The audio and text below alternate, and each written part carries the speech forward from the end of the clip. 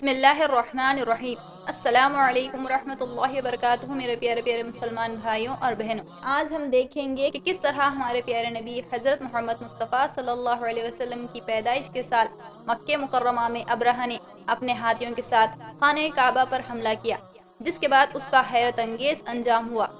اللہ تعالیٰ کے پیارے نبی حضرت محمد صلی اللہ علیہ وسلم عام الفیل میں پیدا ہوئے، یعنی ہاتھیوں والے سال میں آپ صلی اللہ علیہ وسلم اس دنیا میں تشریف لائے۔ حضرت محمد صلی اللہ علیہ وسلم کی ولادت والے سال کو ہاتھیوں والا سال اس لیے کہا جاتا ہے کیونکہ اس سال خانہ کعبہ میں بہت بڑا واقعہ پیش آیا تھا۔ ابرہہ یمن حبشہ کا ایک عیسائی حاکم تھا۔ اس نے شہر صنع میں ایک گرجا گھر بنایا تھا اور اس کی یہ خواہش تھی کہ حج کرنے والے بجائے مکہ مکرمہ جانے کے صنع میں آئیں اور اسی گرجا گھر کا طواف کریں اور یہیں حج کا میلہ ہوا کرے، لیکن قریش مکہ کو یہ بات بہت ہی ناگوار گزری۔ چنانچہ قریش کا ایک قبیلہ بنو کنانہ کے ایک شخص نے غصے میں آپے سے باہر ہو کر صنع کا سفر کیا اور ابرہہ کے گرجا گھر میں داخل ہو کر وہاں نجاست پھیلا دی اور سارے گرجا گھر کو گندا کر دیا، جس کے بعد ابرہہ کو بہت غصہ آیا اور اس نے طیش میں آ کر خانہ کعبہ کو گرا دینے کا فیصلہ کر لیا اور اپنا سارا لشکر لے کر مکے کی طرف روانہ ہو گیا۔ ابرہہ کے اس لشکر میں کئی سارے ہاتھی تھے اور ان کا سردار ایک بہت بڑا کوپیکر ہاتھی تھا جس کا نام محمود تھا۔ ابرہہ نے اپنی فوج لے کر مکہ مکرمہ پر چڑھائی کر دی اور اہل مکہ کے سارے جانوروں کو اپنے قبضے میں لے لیا، جس میں ہمارے پیارے نبی صلی اللہ علیہ وسلم کے دادا حضرت عبد المطلب کے اونٹ بھی تھے، جو خانہ کعبہ کے متولی اور مکہ کے سردار بھی تھے۔ حضرت عبد المطلب ابرہہ کے پاس گئے تو ابرہہ نے ان کی تعظیم کی اور ان کے آنے کا مقصد پوچھا، تو حضرت عبد المطلب نے جواب دیا کہ تم میرے اونٹوں کو واپس دے دو۔ یہ سن کر ابرہہ تعجب سے کہنے لگا کہ میں تو تمہارے کعبہ کو ڈھانے کے لیے فوج لایا ہوں، جو تمہارے باپ دادا کا ایک بہت ہی مقدس مقام ہے، اور تم نے مجھ سے بجائے اس کے بارے میں بات کرنے کے صرف اپنے اونٹوں کا مطالبہ کر رہے ہو۔ تو حضرت عبد المطلب نے فرمایا کہ میں صرف اپنے اونٹوں کا ہی مالک ہوں، اسی لیے صرف اونٹوں کا ہی مطالبہ کر رہا ہوں، اور کعبے کا جو مالک ہے وہ خود اس کی حفاظت فرما لے گا، مجھے اس کی کوئی فکر نہیں۔ ابرہہ ان کی یہ بات سن کر چونک گیا اور ان کے اونٹ واپس کر دیے۔ پھر حضرت عبد المطلب نے تمام اہل مکہ کو کہا کہ تم لوگ پہاڑوں کی گھاٹیوں اور چوٹیوں پر جا کر پناہ لے لو، اور سارے قریش مکہ نے ان کی اس بات پر عمل کیا اور سارا مکہ خالی کر دیا۔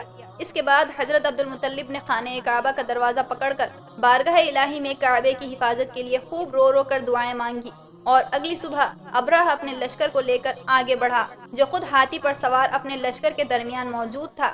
جیسے ہی اس کا لشکر خانہ کعبہ کے قریب پہنچا، اس کے ہاتھیوں نے اپنے قدموں کو آگے بڑھانے سے روک لیا اور زمین پر بیٹھ گئے۔ پھر ہاتھی والوں نے اسے اٹھانے کی بہت کوشش کی، لیکن وہ نہیں اٹھا۔ وہ لوگ ان ہاتھیوں کو دوسری جانب چلاتے تو ہاتھی چل پڑتے، لیکن جیسے ہی کعبہ کی طرف ان کا رخ موڑتے ویسے ہی وہ ہاتھی رک جاتے اور بیٹھ جاتے۔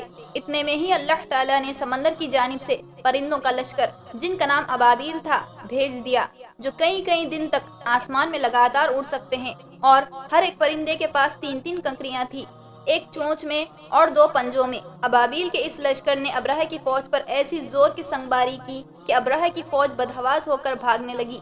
ابابیل کی کنکریاں تو بہت چھوٹی تھی، لیکن وہ عذاب الہی کے پتھر تھے، اور جب پرندے ان پتھروں کو گراتے تو وہ کنکریاں ہاتھی سواروں کے سر سے نکل کر ان کے جسم کو چیر کر ہاتھی کے بدن میں چھید کرتے ہوئے زمین پر گرتے تھے۔ ہر کنکری پر اس شخص کا نام لکھا تھا جو اس کنکری سے ہلاک کیا گیا۔ اس طرح ابرہہ کا پورا لشکر ہلاک و برباد ہو گیا اور خانہ کعبہ بحفاظت محفوظ رہا۔ سبحان اللہ۔ اس واقعے کو اللہ تعالیٰ نے قرآن مجید میں بیان کرتے ہوئے ایک سورت نازل فرمائی، جس کا نام ہی سورۃ الفیل رکھا گیا۔ بسم اللہ الرحمن الرحیم۔ اے محبوب، کیا آپ نے نہیں دیکھا کہ آپ کے رب نے ہاتھی والوں کے ساتھ کیا سلوک کیا؟ کہ اس نے ان کے مکر و فریب کو باطل و ناکام نہیں کر دیا، اور اس نے ان پر ہر سمیت سے پرندوں کے جھنڈ بھیج دیے جو ان پر کنکریلے پتھر مارتے تھے، پھر انہیں جانوروں کے کھائے ہوئے بھوسے کی طرح کر دیا، جس سے یہ صاف معلوم ہوتا ہے کہ قرآن پاک کی طرح کعبہ شریف کی حفاظت کا ذمہ بھی اللہ سبحانہ و تعالیٰ نے خود اپنے ذمے لے رکھا ہے، اور دنیا کی کوئی طاقت بھی نہ کعبہ شریف کو گرا سکتی ہے اور نہ قرآن مجید کو مٹا سکتی ہے۔ اللہ اکبر۔ پھر جس سال یہ واقعہ پیش آیا تو سارے اہل عرب اس سال کو عام الفیل یعنی ہاتھی والا سال کہنے لگے، اور اس واقعے کے کچھ روز بعد ہی ہمارے پیارے نبی حضرت محمد مصطفیٰ صلی اللہ علیہ وسلم کی ولادت ہوئی۔ سبحان اللہ۔